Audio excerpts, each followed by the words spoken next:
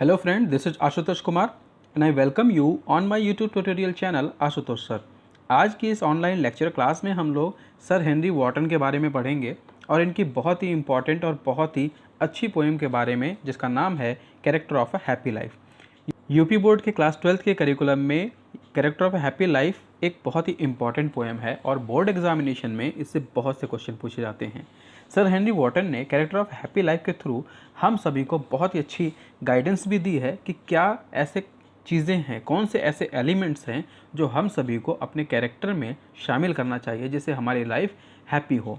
तो सबसे पहले चलिए समझते हैं कि सर हेनरी वॉर्टन कौन थे और इन्होंने कैसे पोइट्री शुरू की और क्या एजुकेशन इन्होंने हासिल की थी।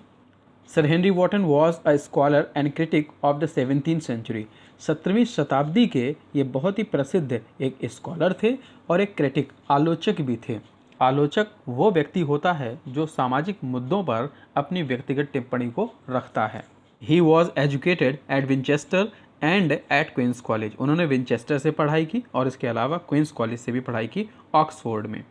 He was an ambassador at the court of Venice and employed on a various other diplomatic mission from 1604 to 1624। 1604 से 1624 तक सर हेनरी वॉर्टन एम्बेसडर के तौर पर भी इन्होंने नौकरी की थी कोर्ट ऑफ वेनिस में और अलग अलग देशों में अलग अलग जगहों पर यह डिप्लोमेटिक मिशन के तहत जाते भी रहे। Wotton's definition of ambassador has become proverbial. An ambassador is an honest man sent to lie abroad for the good of his country.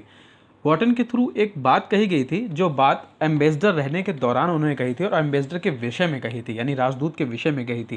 लेकिन आगे चलकर इनके द्वारा कहा गया ये कथन एक जो है कहावत बन गया, एक बहुत ही अच्छा मुहावरा बन गया लोगों के लिए। और इन्होंने कहा था कि एम्बेसडर इतना ईमानदार व्यक्ति होता है जो विदेश में जाकर झूठ बोलता है अपने देश की भलाई के लिए। Today his fame rests on his lyric on his mistress queen of the Bohemia and a didactic piece called character of happy life. आज इनके द्वारा लिखी हुई एक कविता on his mistress queen of Bohemia इनकी प्रसिद्धि का कारण बनी।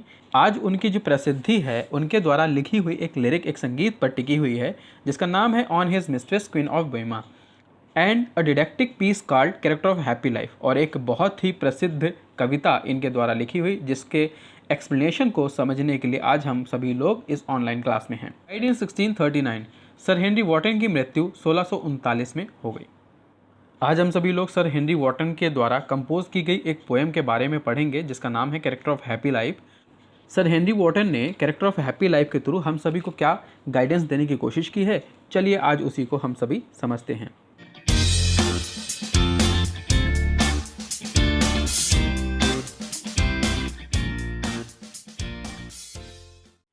How happy is he born or taught that serve not another's will।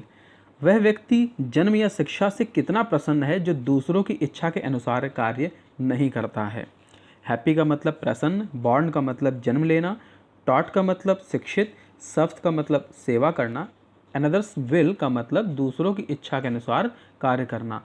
तो वह व्यक्ति जन्म से या शिक्षा से कितना प्रसन्न होगा वास्तव में जो दूसरों की इच्छा के अनुसार कार्य नहीं करता होगा।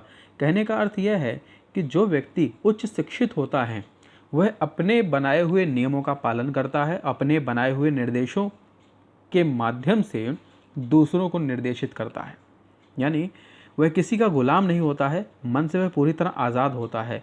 तो वह व्यक्ति जन्म से भी ऐसा हो सकता है यानी ज्ञानी पुरुष, और अपने शिक्षा के माध्यम से भी वह ज्ञानी हो सकता है जो दूसरों की इच्छा के अनुसार कार्य नहीं करता है। Whose armour is honest thought and simple truth his utmost skill. जिसके ईमानदार विचार उसके कवच होते हैं। आर्मर का मतलब है कवच और ऑनेस्ट थॉट का मतलब होता है ईमानदार विचार। सिंपल ट्रूथ साधारण सत्य यह है कि अटमोस्ट स्किल का मतलब बेस्ट एबिलिटी या सर्वोत्तम योग्यता। तो यह उसकी सर्वोत्तम योग्यता है जो उसके ईमानदार विचार उसका कवच बने हुए हैं और उसी वजह से वह अपनी इच्छाओं का मालिक है। देखिए, लोग दो तरह की ज़िंदगी जीते हैं। एक, या तो किसी के अंडर में उसके निर्देशों के पालन करके उसके निर्देशों के अनुसार कार्य करते हैं, या फिर अपने आप को उच्च शिक्षित करके एक ऐसे पद पर बैठ जाते हैं जहां निर्देश देने की योग्यता को धारण कर लेते हैं। तो यहाँ पर कैरेक्टर ऑफ हैप्पी लाइफ में सर हेनरी वॉटन ने यही बताने की कोशिश की है कि जो व्यक्ति उच्च शिक्षित हो जाता है, निर्देश देने की अवस्था में पहुंच जाता है, उसके अंदर वो क्षमता हो जाती है कि वो दूसरों को निर्देशों का पालन नहीं करता, बल्कि स्वयं उसके अंदर ये क्षमता होती है कि वो दूसरों को निर्देश दे सके। Whose passion not his master are, whose soul is still prepared for death। सच्चा प्रसन्न व्यक्ति मन की तीव्र इच्छाओं जैसे क्रोध, भय, हर्ष, इन सब के इत्यादि में वह इसका जो है गुलाम नहीं बनता, इसके नियंत्रण में नहीं रहता है। पैशन का मतलब यहाँ पर है उत्तेजना। अब उत्तेजना जो होती है, भय भी होती है यानी अचानक से डर, क्रोध भी होता है, अचानक से हंसना भी होता है। और ये उत्तेजना में कई बार लोग कुछ ऐसे गलत कदम उठा लेते हैं, गलत कार्य कर देते हैं जिन्हें उन्हें बाद में पछताना पड़ता है। लेकिन जो व्यक्ति उच्च शिक्षित है, जो व्यक्ति बुद्धिमान है, वह ऐसी अवस्था में अपने आप को कंट्रोल रखता है, यानी वो पैशन के कंट्रोल में नहीं आता है, वह किसी आवेग के या किसी ऐसे स्थिति के कंट्रोल में नहीं होता है, बल्कि मन के आवेगों, क्रोध, ईर्ष्या या इस प्रकार की जो भी स्थिति मन के अंदर मौजूद होती है, उसे स्वयं के कंट्रोल में रखता है। Whose soul is still prepared for death, जिसकी आत्मा मृत्यु के लिए तत्पर रहती है। अब तत्पर रहने का अर्थ यहाँ पे क्या है? आत्मा का, सोल का मतलब आत्मा, स्टिल प्रिपेयर्ड का मतलब तैयार रहना, और डेथ का मतलब मृत्यु। अब मृत्यु के लिए तैयार रहने का अर्थ यह है कि वह जानता है कि इसकी मृत्यु किसी भी क्षण हो सकती है, किसी भी दिन हो सकती है, लेकिन उसके बावजूद वह अपने कार्यों को बहुत ईमानदारी से करता है। Untied unto the word with care, वह सांसारिक चिंताओं से परेशान नहीं होता है। ऑफ प्रिंसली लव और वल्गर ब्रेथ, ना ही उसे राजा की कृपा की इच्छा होती है, प्रिंसली लव का मतलब राजा की कृपा, या फिर वल्गर ब्रेथ, ना ही लोगों की आलोचनाओं का भय रहता है। एक ऐसा व्यक्ति जो मन से पूरी तरह से मजबूत है, यानी उच्च शिक्षित है, उसके मन में ज्ञान का भंडार है, तो उसके ऊपर किसी की तारीफ से कोई विपरीत प्रभाव नहीं पड़ता है, और ना ही किसी की आलोचना से उसके ऊपर विपरीत प्रभाव पड़ता है। अर्थात सामान्य तौर पर हम सभी के साथ ये होता है कि हमारी अगर कोई बुराई करता है या हमारे पीठ पीछे कोई बुरा भला कहता है, तो हम सब जो हैं, हम सभी लोग उत्तेजित हो जाते हैं और उस अवस्था में अपना जो है कंट्रोल खो बैठते हैं। लेकिन जो व्यक्ति बुद्धिमान है, वह इन दोनों अवस्थाओं में सामान्य व्यवहार करता है, यानी उसे इन सब अवस्थाओं से कोई फर्क नहीं पड़ता। Who hath his life from rumors freed, whose conscience is strong retreat, जिसका जीवन जो है अफवाहों से मुक्त है। र्यूमर का मतलब अफवाह, फ्रीड का मतलब आज़ाद है, मुक्त है। कंसाइन अंतर आत्मा जो होती है, स्ट्रॉन्ग रिट्रीट, रिट्रीट का मतलब होता है शरण स्थल, और स्ट्रॉन्ग का मतलब मजबूत। तो उसकी अंतर आत्मा उसके ही शरीर के अंदर, अपने मन के अंदर ही वह अपना शरण स्थल प्राप्त करती यानी पाती है। इस बात के कहने का अर्थ यह है कि उसके ऊपर अफवाहों का कोई प्रभाव नहीं पड़ता है।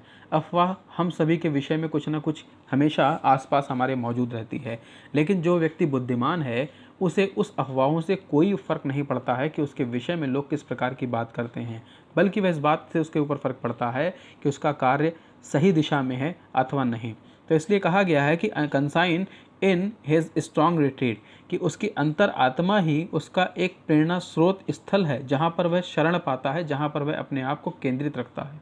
Whose state can neither flatterers feed, जिसको चापलूस लोग भी किसी प्रकार से प्रभावित नहीं कर सकते। स्टेट का मतलब उसकी परिस्थिति, नीदर का मतलब नहीं, फ्लैटर का मतलब चापलूस लोग, और फीड का मतलब है बुरी भावनाओं को उसके अंदर प्रवेश कराना।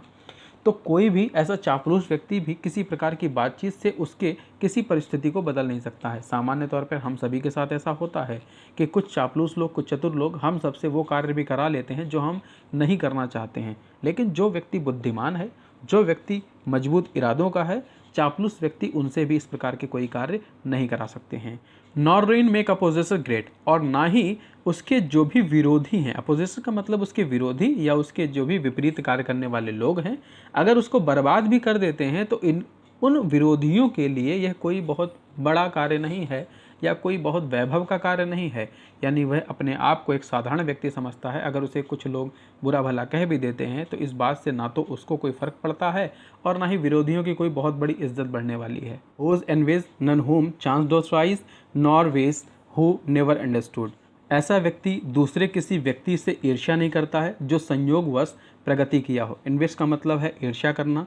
Chance, home chance doth rise का मतलब है अचानक से कोई अगर बड़ा बन जाए या कोई ऐसा उसने प्रसिद्धि पाली हो। विश का मतलब होता है बुराई, और नेवर का मतलब कभी नहीं, अंडरस्टूड का मतलब समझता है। तो इस प्रकार की बातों में वह किसी प्रकार की बुराई नहीं समझता है, यानी वह किसी ऐसे व्यक्ति से ईर्ष्या नहीं करता है जो रातों रात प्रगति कर गया हो, किसी न किसी मौके के माध्यम से अपने आप को बहुत ही अच्छे स्तर पर स्थापित कर लिया हो। How deepest bound are given with praise, nor rules of state but rules of good. वह इस बात को भली भांति जानता है कि किसी प्रकार की प्रशंसा, प्रेज का मतलब प्रशंसा, डीपेस्ट का मतलब गहरे, वाउंड का मतलब घाव, वह इस बात को भली भांति जानता है कि किसी प्रकार की प्रशंसा जो होती है वह वास्तव में कितने गहरे घाव देते हैं। अब कितने गहरे घाव देने का अर्थ यह है कि जो आदमी किसी एक बड़े लक्ष्य की तरफ कार्य कर रहा होता है, यदि उसकी तारीफ ज़्यादा कर दी जाए, यदि लोग उसकी प्रशंसा करने लगें, तो कहीं ना कहीं प्रशंसा से प्रभावित होकर वह अपने लक्ष्य की ओर से विचलित हो सकता है।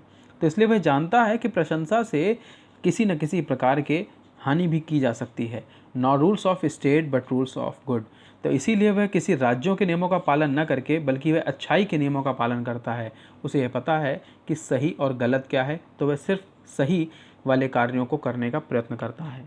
Who God doth late and early pray, more of his grace than gifts to lend। जो सुबह से लेकर साय तक ईश्वर की प्रार्थना करता है, अर्ली का मतलब सुबह, गॉड डॉथ लेट, सुबह शाम ईश्वर की प्रार्थना करता है, more of his grace than gift to lend, वह किसी एक फल की प्राप्ति के लिए नहीं करता, किसी एक जमीन जायदाद पैसा धन संपत्ति इन सब की इच्छा के रूप में या इन सब की इच्छा के फलस्वरूप वह कार्य नहीं करता पूजा, बल्कि वह अपने लिए समृद्धि प्राप्ति के लिए जो है ईश्वर की प्रार्थना करता है, अपने ऊपर ईश्वर को कृपा बनाए रखने के लिए प्रार्थना करता है। Who entertains the harmless day with well chosen book or friend, जो अपने पूरे दिन को एंटरटेन करता है यानी बिताता है हार्मलेस, एक समय भी न गंवाते हुए, वेल चूजन बुक और फ्रेंड, भली भांति चुने हुए अच्छी किताबें और अच्छे मित्रों के साथ में। तो अच्छी किताबें और अच्छे मित्रों की संगति हम सभी जानते हैं कि बेहतर होती है। तो सर हेनरी वॉटन ने यही बताने की कोशिश की है, जो भले लोग होते हैं, भल मानुष जो होते हैं, वह लोग वेल चूजन बुक यानी अच्छी किताबों को पढ़कर अपना समय व्यतीत करते हैं या फिर अच्छे चुने हुए मित्रों के साथ, जिससे उनका ज्ञान का भंडार बढ़ता रहे। This man is free from several bands, ऐसा व्यक्ति संसार की समस्त बंधनों से मुक्त होता है, गुलामी के बंधनों से मुक्त होता है। ऑफ होप टू राइज और फियर टू फॉल, उसे ना तो ऊंचा उठने की चाहत होती है और ना ही गिरने का कोई भय होता है। सेवरल का मतलब अनंत, बैंड्स का मतलब बंधन, फ्री का मतलब आज़ाद, होप का मतलब आशा, राइज का मतलब ऊंचा उठना और फियर का मतलब डर, फॉल का मतलब गिरना।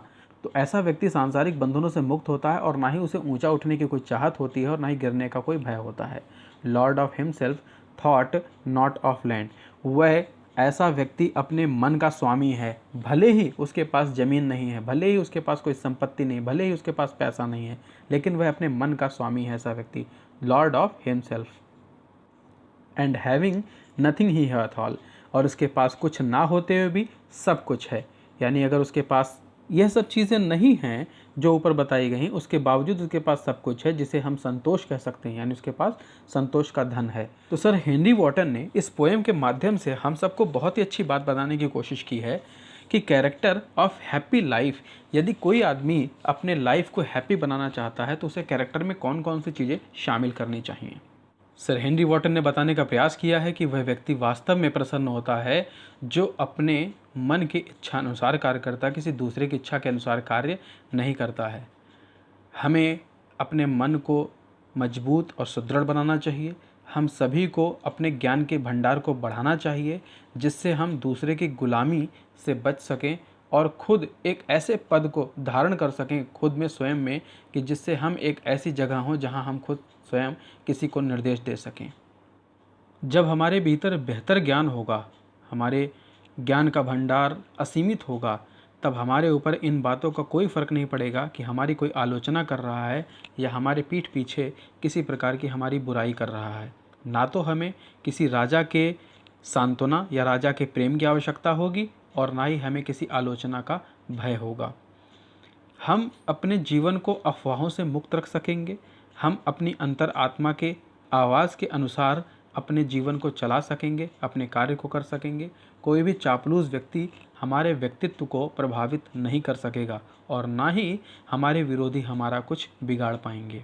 ऐसा व्यक्ति अपने मन के अनुसार कार्य करता है, तब इस बात से कोई प्रभाव नहीं पड़ता है कि लोग उससे ईर्ष्या करते हैं, या उसे इस बात से कोई फ़र्क नहीं पड़ता है यदि उसके किसी विरोधी ने या किसी उसके सगे संबंधी ने रातों रात धन संपदा पा ली है, तो इस बात से उसे कोई ईर्ष्या नहीं होती है, बल्कि स्वयं वह किसी प्रकार की प्रशंसा से बचने का प्रयास करता है और ऐसी प्रशंसा में फंसकर वह अपने लक्ष्यों के तरफ से अपना मुंह नहीं मोड़ना चाहता है। ऐसा व्यक्ति अच्छाई के नियमों का पालन करता है, सुबह शाम ईश्वर की प्रार्थना करता है, किसी फल प्राप्ति के लिए नहीं बल्कि अपने लिए कृपा प्राप्ति के लिए, और वह दिन भर का समय अच्छी किताबों और अच्छे मित्रों के साथ बिताता है।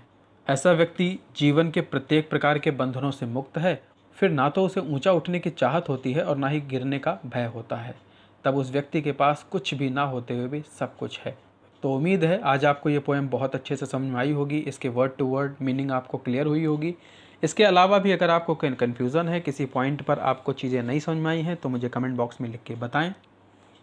एक ऐसे ही नए टॉपिक, नए वीडियो के साथ नेक्स्ट सेशन में, नेक्स्ट लेक्चर में हम आपसे फिर मिलेंगे। तब तक के लिए खुश रहिए, मुस्कुराते रहिए और देखते रहिए आशुतोष सर चैनल।